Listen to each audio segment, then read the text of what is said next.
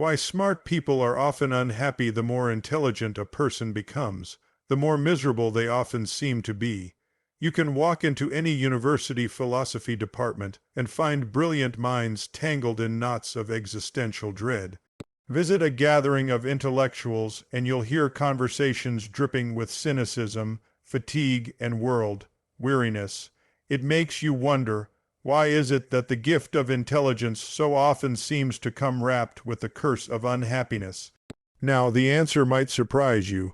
It's not that smart people are destined to suffer. No, suffering comes when intelligence is left without wisdom. Intelligence on its own can become a prison, a trap of endless thought. I once knew a woman named Sarah whose mind could make Einstein look lazy. She spoke 5 languages, solved complex mathematical theorems before breakfast, and could dismantle a philosophical argument as though she were sharpening a blade. And yet, night after night, she lay awake, haunted not by stupidity, but by the endless chatter of her own brilliance. You see, intelligence is like a magnifying glass. It makes everything larger, clearer, and more detailed. But here's the catch: it magnifies the problems as much as the solutions. The intelligent mind doesn't see one reason to worry, it sees 50. It doesn't spot one possible flaw in a plan, it sees every possible way it could fail. Choosing a restaurant becomes a dissertation. An average person says, "That place looks nice, let's eat there." But the intelligent person runs 100 calculations. What if it's overpriced? What if it's crowded? What if the food is bad? What if it makes me look foolish? And by the time the analysis is done, everyone else has already eaten. But the real torment begins when this magnifying glass is turned inward. A smart person doesn't just feel jealousy or sadness. They analyze it, dissect it, and then judge themselves for feeling it.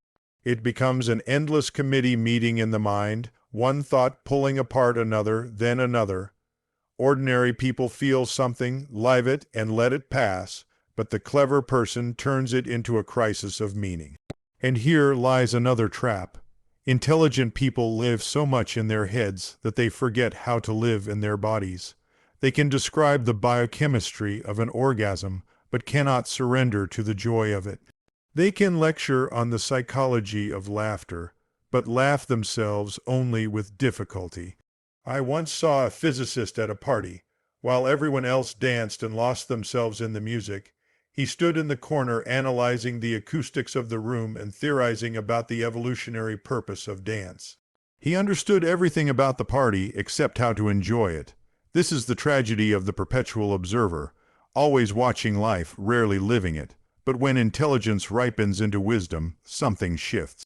You discover a deeper kind of knowing, not of the head, but of the heart, the wisdom of simply being alive.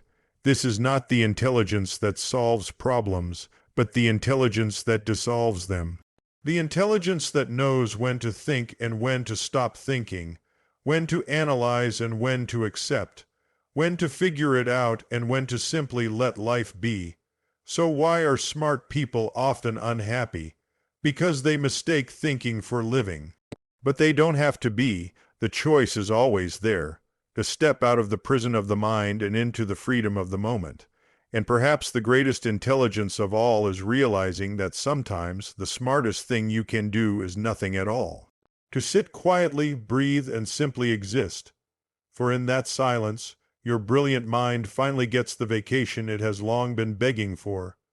The more intelligent a person becomes, the more likely they are to see the cracks in the world around them. Intelligence is a magnifying glass, and once you hold it up to life, you begin to notice details that others pass by without a second thought. The trouble is that this magnification doesn't only illuminate beauty and solutions. It also enlarges problems, risks, and reasons to be afraid. A simple matter that most people would decide on in a breath becomes a labyrinth of possibilities for the clever mind. Think about something as ordinary as choosing a restaurant. The average person walks past a cafe, glances through the window, likes the look of it, and walks in. But the intelligent person doesn't walk in so easily. Their mind begins to calculate, what if the food is overpriced? What if the service is poor? What if it's crowded, noisy, or unsanitary? What if they don't handle dietary restrictions? What if this choice reflects badly on me? Instead of one or two concerns, the mind presents an entire catalog of possible disappointments. The moment of choice becomes an exhausting equation, and by the time they've worked through it, the meal has already ended for everyone else. This constant scanning for flaws creates a subtle kind of suffering. What most people shrug off as unimportant, the intelligent person treats as critical. Their mind doesn't rest because it can't. Every plan, every idea, every decision is put under a microscope. And of course, under a microscope, everything looks more complicated, more fragile, more threatening. This is the price of sharp perception, the ability to see not just what is, but all that could go wrong. The torment grows deeper when intelligence is turned inward. The sharpness of the mind, which could have been a tool for creativity and clarity, becomes instead a scalpel dissecting the self. A smart person rarely just feels something and lets it pass. Instead, they become archaeologists of their own emotions, digging through every layer, brushing off every fragment, and never quite satisfied with the discovery. Jealousy doesn't simply arise and fade, it becomes a project. First, they notice the jealousy. Then they ask why it is there. Then they question the morality of it. Then they judge themselves for being so weak as to feel it. And finally, they analyze why they are judging themselves. What was once a fleeting spark now burns into an all-night fire. Ordinary people are not stupid for skipping this process. They simply allow themselves to feel. They are angry for a moment, sad for an afternoon, or jealous in passing, and then they move on. But the clever person cannot move on so easily because their very intelligence whispers, "Look deeper. There is more to uncover." And while that voice may sometimes lead to self-understanding, more often it leads to paralysis. Every thought produces another thought, every answer another question, until the mind becomes a hall of mirrors reflecting itself endlessly. This is the curse of self-awareness without balance. It's like having a committee in your head that never adjourns. Each part of you raises objections, counterpoints, what-ifs, and ethical concerns. The meeting runs on, and yet no decision is ever reached. You become trapped not by ignorance, but by clarity. So much clarity that you lose the ability to act. And this paralysis bleeds into life. When you are constantly analyzing yourself, every action feels weighted with philosophical meaning. To love someone becomes not just to love, but to question whether your love is pure, whether it is selfish, whether it is conditioned by your childhood, whether it is merely biology playing its tricks. To feel joy becomes to ask if you are allowed to feel joy, whether joy is authentic, whether it is sustainable. In trying to live rightly, you forget to live at all. There is, of course, beauty in self-reflection. To know yourself is valuable, but to obsess over yourself is to drown in a pool of your own making. The water is clear, but you can't breathe in it. That is the trap the intelligent fall into.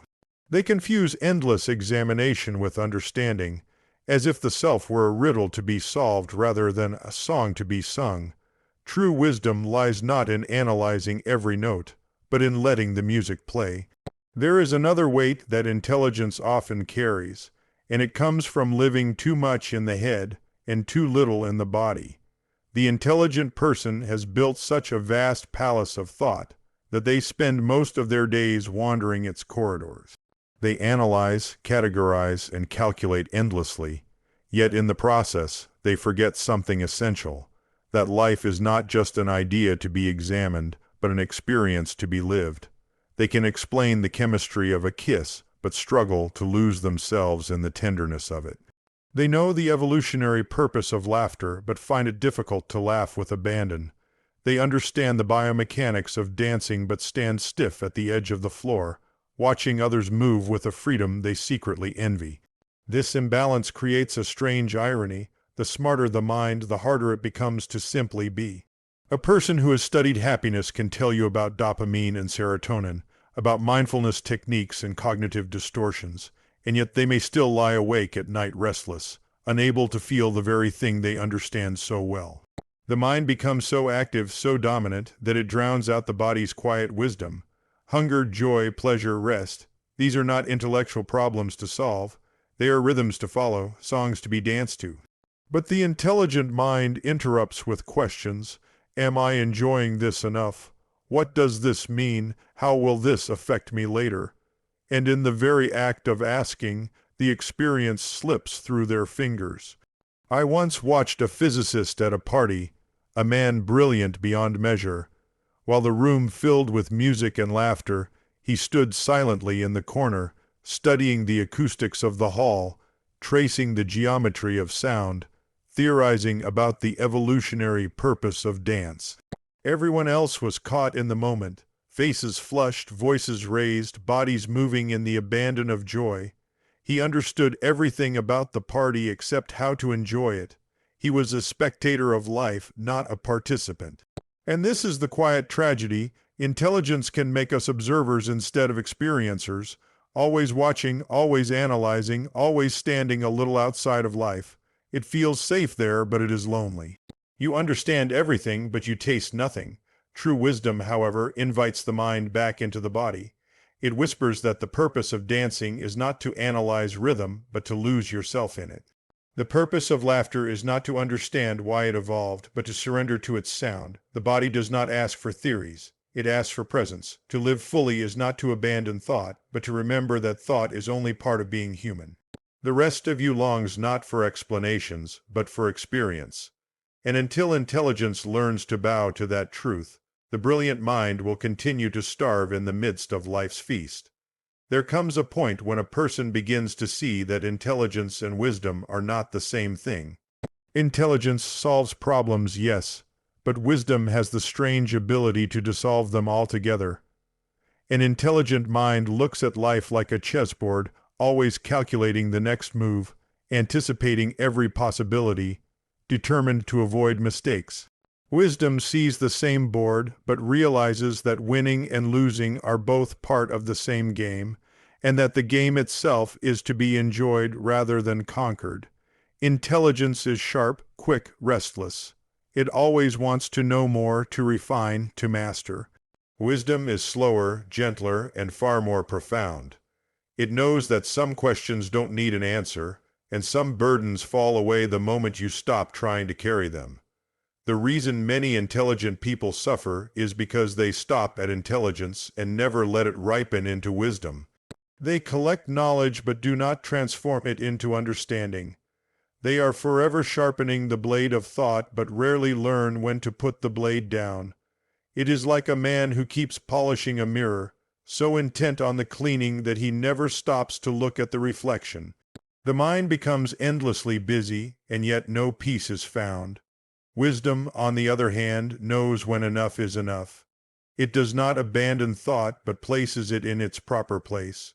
It allows the mind to work when it must, and to rest when it should. Without this balance, the intelligent person becomes trapped in their own brilliance. They see the endless web of causes and consequences, but because they see so much, they are paralyzed. Wisdom steps in and says, yes, the web is infinite, but you do not need to untangle it. Simply walk the path before you. Intelligence builds elaborate theories of happiness. Wisdom smiles and drinks a glass of water. Intelligence can describe the mechanics of the sunrise. Wisdom watches it in silence and feels the warmth. Intelligence is forever asking, what does this mean?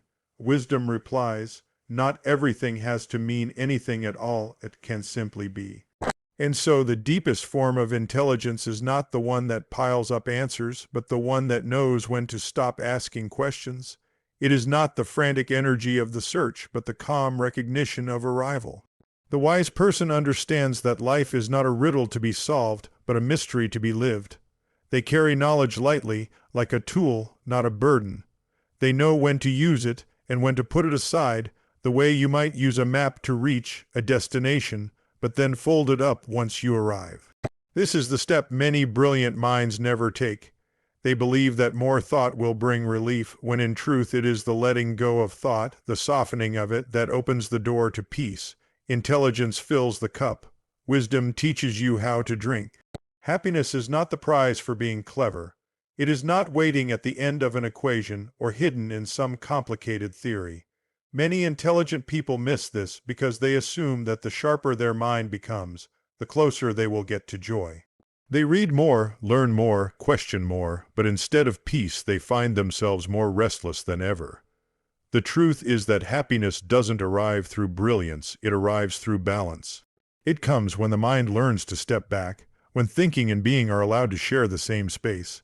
The clever person believes they must earn happiness, as if it were the outcome of solving the puzzle of life. But life is not a puzzle, and happiness is not a solution. It is a state of alignment, a rhythm that flows naturally when one is not constantly interrupting it with endless analysis. When you watch a child at play, laughing freely, you can see that joy is not the result of intellect. The child does not understand economics, politics, or philosophy, and yet their laughter fills the room more powerfully than all the knowledge of the world. What they have is presence. They are in the moment without demanding that the moment justify itself. The intelligent adult forgets this. They try to perfect every detail before allowing themselves to rest. They cannot simply eat. They must consider nutrition, presentation, cost, and long-term effects. They cannot simply love. They must question motives, analyze compatibility, and calculate outcomes. Their happiness becomes conditional, something to be achieved once everything else is in order. But everything is never in order, and so joy is always postponed. Balance, however, changes everything. It teaches the mind that it is not the only authority in life. The body has wisdom, the heart has its own intelligence, and the present moment has a richness that thought can never capture. When these parts are allowed to breathe together, happiness is no longer something distant. It is here, in the taste of food, in the warmth of a hug, in the rhythm of your own breathing. This doesn't mean abandoning intellect. It means learning when to use it and when to lay it down. A knife is useful, but you don't walk around holding it all day. The same is true of thought. The happiest people are not the ones who know the most, but the ones who know how to stop knowing for a while. They let life touch them without resistance, without endless commentary. They trust that they don't need to figure everything out in order to enjoy it. For the intelligent person, this can feel like surrender, but in truth it is freedom. It is the realization that you don't need to be brilliant to be happy. You need only to be present. The balance between thinking and being is what transforms cleverness into peace, and without it, even the brightest mind will remain restless.